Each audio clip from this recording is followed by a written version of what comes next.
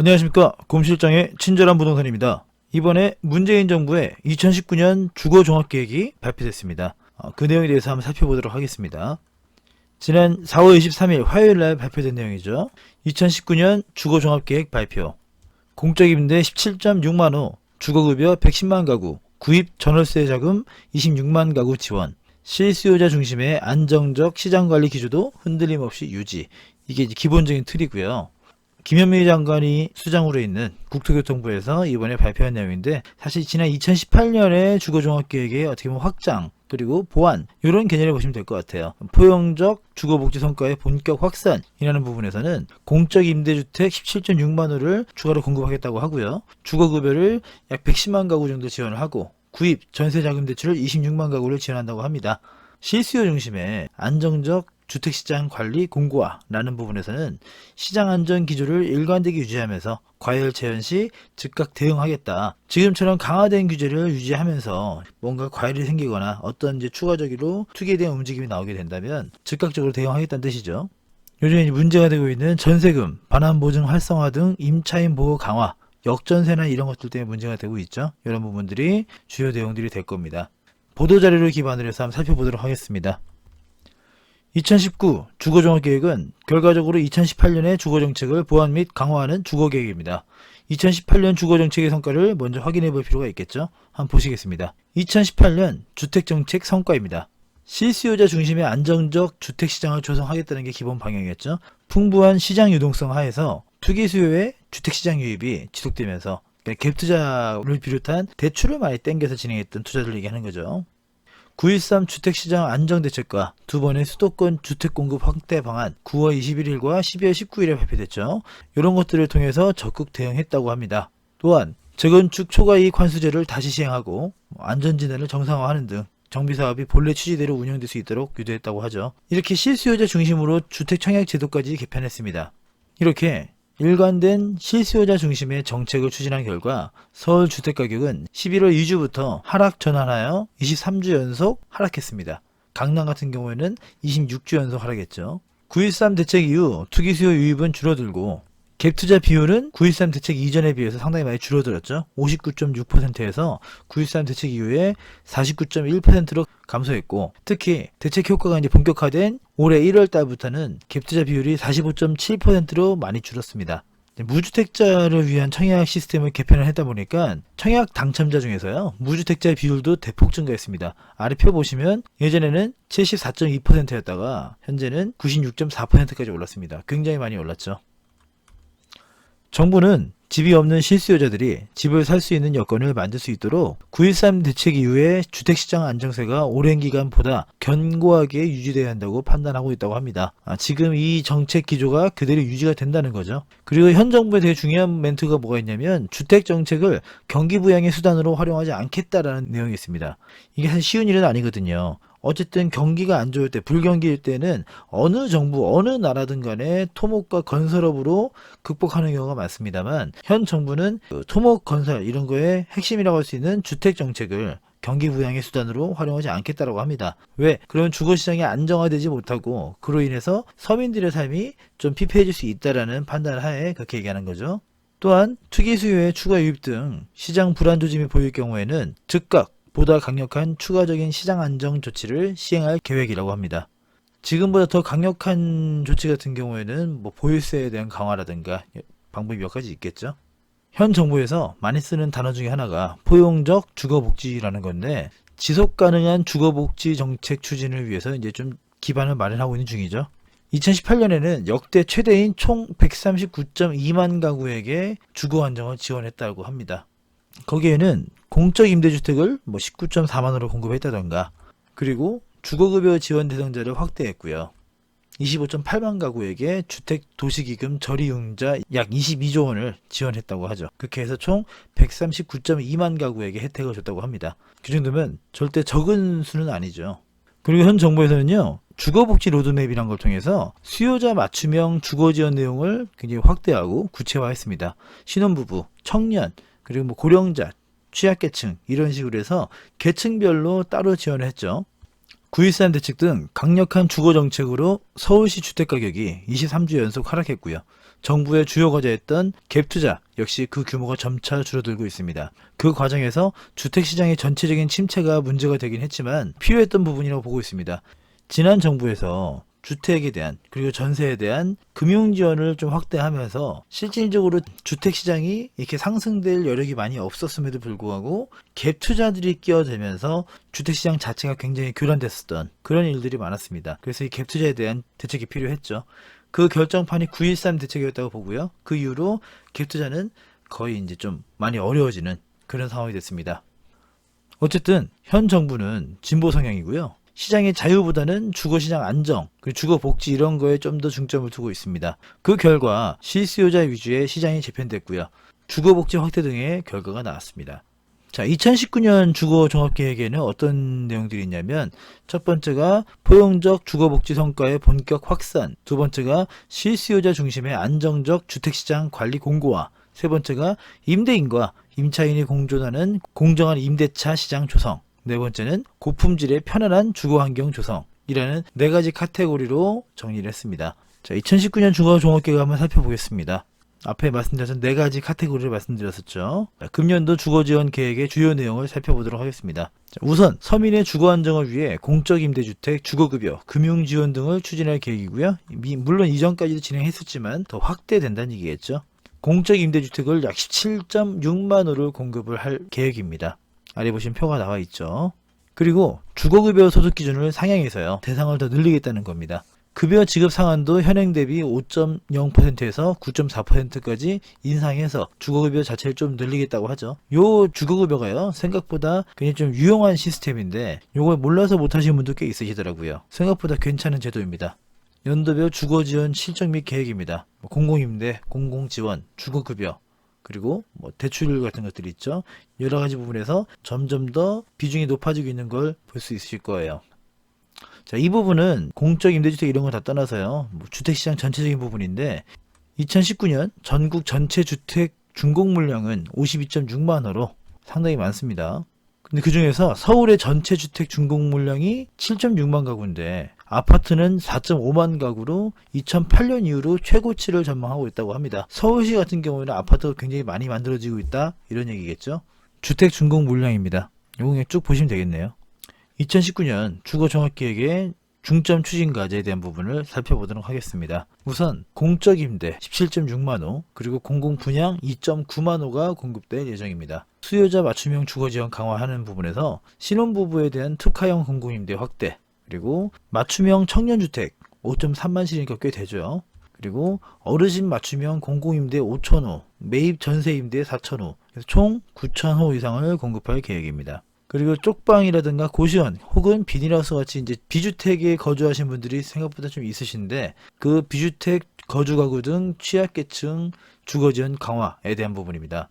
저소득 취약계층에 공적임대주택 8만 호를 공급해서 중증장애인에게는 주거약자형 주택을 우선 공급한다고 합니다. 공공임대 입주기간을 단축해서 이 취약계층 분들이 좀 더 빠르게 입주할 수 있게끔 그리고 임대료 부담 완화 이게 가장 중요하겠죠. 그리고 1년에 2번 정도는 최저 주거 기준 미달 가구, 비주택 가구 등의 공공임대 입주 희망을 직접 조사하고 신청해서 입주 전 과정을 밀착 지원한다고 합니다. 사실 이건 되게 잘한 거라고 생각을 해요. 실질적으로 이런 식의 취약계층을 위한 주거 지원 같은 경우에는 몰라서 못하는 경우가 되게 많습니다. 내가 이런 지원 정책이 있는지도 모르고요. 내가 어떻게 신청해야 되는지 전혀 모르는 경우가 상당히 많습니다. 특히 어르신분들 같은 경우는 더더욱 그렇죠. 그분들이 인터넷하고 그러진 않으니까요. 그래서 정부에서 이런 부분들을 좀 더 적극적으로 옆에서 케어를 하겠다 이런 부분이죠. 그리고 고령 수급 가구에 생활 편의시설 설치 지원금 추가 지원 50만원까지 되고요. 그리고 주거역자 포함 가구에게는 냉방기기, 에어컨이라든가 선풍기라든가 이런 거에 대한 지원을 하겠다고 하죠. 요거는 좀 전에 보셨던 거 주거복지 로드맵의 2019년 이행 계획에 대한 내용입니다. 주거복지 로드맵이 아까 말씀드렸던 것처럼 계층별로 수요자 맞춤형 주거지원 정책이죠. 그거를 주거복지 로드맵이라고 딱 명명해서 이렇게 정리하고 있습니다. 자, 중요한 부분이에요. 수요자 특화형 주거금융 지원 확대에 대한 부분입니다. 무주택 서민, 신혼부부의 내 집 마련 10만호, 청년 신혼 저소득층의 전월세 대출 16만호 등 총 26만호를 지원한다고 합니다. 2019년 수요자 특화형 주거금융 지원 계획인데요. 잠시 뒤에 상세하게 나오니까 그때 체크하시면 될 것 같아요. 정부에서 제공하는 금융지원 상품들은요, 본인이 해당되면 적극 활용하시길 권해드립니다. 복지 대상의 확대로 인해 상당히 많은 분들이 해당되니까요. 다음에 상세 내용 확인해 보셨으면 좋겠습니다. 이게 예전 같았으면은 나는 뭐 생활수급자야, 또 나는 복지 대상에 해당이 돼, 이런 것들이 누군가에게는 부끄러울 수도 있었고 누군가에게는 좀 창피할 수도 있었겠습니다만, 이 대상이 점점 넓어지고 있기 때문에 상당히 많은 분들이 해당이 돼요. 그러니까 이런 것들이 전혀 부끄러워하거나 그럴 일이 아닙니다. 정부에서 지원받을 수 있는 것들은 최대한 받으시는 게 맞다고 생각을 해요. 자, 이거는 필요하신 분들은 캡처해서 아니면은 잠깐 정지해 놓고 보시면 될 것 같습니다. 무주택 서민을 위한 내 집 마련 디딤돌 대출과 버팀목 대출에 대한 비교표예요.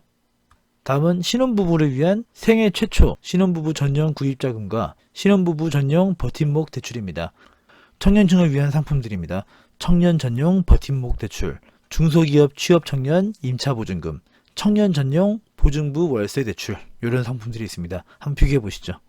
그리고 저소득 취약계층에 대한 부분이 있네요. 주거안정 월세 대출. 그리고 생각보다 이걸 좀 궁금해하시는 분들이 있으시던데, 청년 우대형 청약통장 이런 게 있습니다. 원금 5천만 원까지요. 연 최대 3.3%의 높은 금리가 적용이 돼요. 현재 시중금리가 1.5%도 안 되는 데가 되게 많다는 걸 감안하면 연 최대 3.3%면 상당히 큰 편이죠. 그리고 비과세 혜택까지 있으니까 상당히 괜찮습니다. 그리고 소득공제까지 가능하죠. 다음은 포용적 주거복지 구현을 위한 기반 구축이라는 내용인데요. 여기서 요즘에 좀 이슈가 되고 있는 게 10년 임대 입주민 분양 전환 또는 임대 연장 지원, 이런 게 문제가 되고 있죠. 이 분양 전환 가격, 이게 문제가 되는 건데, 감정평가액으로 전환하게 되어 있습니다만 10년이라는 시간 동안 인근의 아파트 시세가 되게 많이 오른 지역들, 대표적으로 판교 같은 지역들은 지금 분양 전환에 대해서 굉장히 좀 몸살을 앓고 있죠. 그리고 이 부분이 되게 좀 중요한데, 빈집 활용 활성화를 통한 주거지원 강화라는 부분이 있습니다. 이게 문제가 뭐냐면 현재 전국적으로요, 얼마 전에 기사가 나왔죠. 빈집이 한 128만 채인가 그렇다고 하더라고요. 뭐 아파트라든가 노후주택 이런 걸 다 합쳐서니까 다 사람이 살만한 곳은 아니겠습니다만, 이제는 우리나라도 일본처럼 빈집에 대한 대책을 세워야 될 때가 온 거죠. 근데 그거에 대해서 이제 도심 내 빈집을 찾아 빈집 활용을 희망하는 수요자와 연결해주는 빈집 활용 플랫폼을 시범 구축한다고 합니다. 이게 잘 되면 어떻게 보면 이제 저소득층이라든가 취약계층에게는 되게 좋은 기회가 될 수도 있을 거라고 봅니다. 다음은 투기 수요 차단 및 실수요 중심의 제도 운영이라는 부분인데, 이거는 현 정부의 어떻게 보면 처음부터 지금까지 계속 이어져 왔던 꾸준하게 진행되는 정책 기조죠. 그게 되게 중요하다고 봅니다. 이랬다가 저랬다 하는 것보다는 하나의 라인으로 쭉 가는 것 자체가, 그러면 시장이 이 정책에 대해서 약간 신뢰를 할 수 있게 되고요. 이거에 맞춰서 움직임을 가질 수 있게 해주죠. 이랬다가 저랬다 하면은 사실 시장이 거기에 대해서 제대로 맞추지를 못합니다. 지금 같은 경우에 어쨌든 간에 이제는 내 집을 가지고 재테크를 해서 돈을 벌어야겠다고 마음먹은 사람들이 많지 않습니다. 특히 갭 투자 같은 것들은 거의 안 되는 경우가 많기 때문에 실질적으로 뭐 좀 괜찮은 분양시장 이런 곳들은 인기를 여전히 끌고 있지만, 갭 투자가 성행이 되고 이런 식의 상황은 많이 줄어들었습니다. 그리고 규제만 강화한 게 아니라 공급에 대한 확대까지 발표했었죠. 그렇게 발표했던 공공택지, 3기 신도시라든가 크고 작은 공공주택지구가 있는데, 이런 공공택지의 후속 절차를 차질 없이 이행하고요. 잔여 물량 공급 방안은 2019년 6월까지 확정한다고 합니다.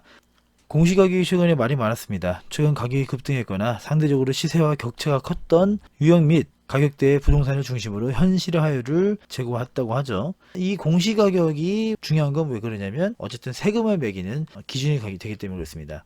보유세가 점점 부담이 될 수 있기 때문에 그런 부분들을 좀 많이 체크하는 거겠죠. 그 청약제도가 청약 시스템 운영기관을 금융결제원에서 한국감정원으로 변경한다고 합니다. 자, 주택시장 질서 확립 및 소비자 보호 강화. 사실 아직까지도요, 공공연하게 집 주민분들이 모여서 공인중개사분들이 중간에서 약간 좀 조정을 해서 집값 담합이라든가 시세 조정 같은 것들이 아직도 있습니다. 근데 이게 예전처럼 많지는 않죠. 집값이 많이 오르고 이럴 여지가 많이 없는 상황이기 때문에. 그럼에도 불구하고 아직까지도 그런 것들이 있습니다.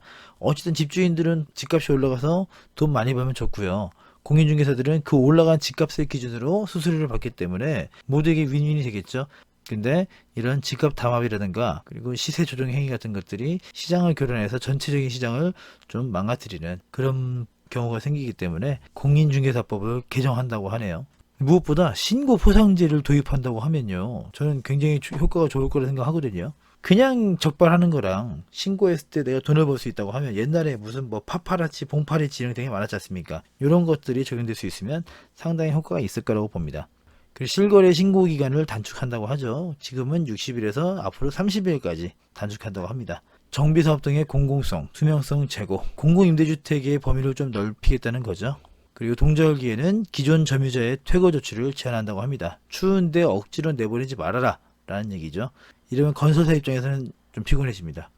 그리고 후분양 활성화 등 공급 방식 다양화를 통한 소비자 선택권 보장이라는 카테고리가 있는데, 건설사 입장에서는 리스크가 좀 있을 수밖에 없는데, 어쨌든 완전 준공 후 분양 및 소비자 선택 강화형 시범 사업들을 진행한다고 하죠. 이렇게 되면 이제 모델하우스 이런 게 아니라 그냥 내가 그 아파트 가서 실제로 어떻게 생겼는지 보고 입주를 결정해도 되니까 소비자 입장에서는 좋죠. 당연한 얘기지만 무조건 강제로 시행할 수 있는 건 아니고요. 공공 부분을 먼저 진행한다고 합니다. 공공 부문 후분양 단계적 확대. 2019년에 LH에서 2개 단지, SH에서 1개 단지를 후분양으로 공급할 예정입니다. 2022년까지는 공공분양, 신혼희망타운 이런 것들 제외하고요. 공공분양 물량의 70%까지 단계적으로 후분양 공급 확대한다고 합니다.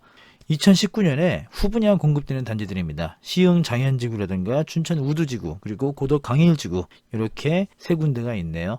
그리고 민간 부분도 슬슬 끌어올려야 되는데 아무렇게나 막 강제를 할 수는 없는 거고요.